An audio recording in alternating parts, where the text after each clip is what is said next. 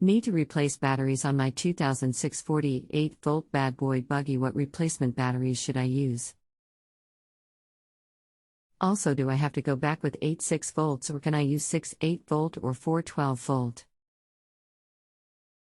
Welcome to Just Answer Small Engines. Let me try to help you. The best batteries will be the Trojans. Either 8, 6 volts or 6, 8 volts will give you the best range. The 4, 12s will work, but do not have the reserve the others do. That is the only difference. The cart will run on any combination of 48 volts, but the amp-hour rating is what your range will be based on. More amphours, the longer ride. Not sure about the dimensions of batteries in cart. Are length, width and height pretty much standard? The 6 and 8 volts, yes, not the 12 volts.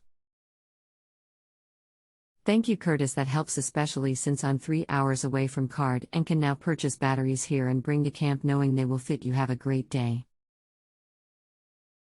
Thank you. If you have a home improvement or appliance question and want to chat with an expert, now visit justanswer.com/ythi.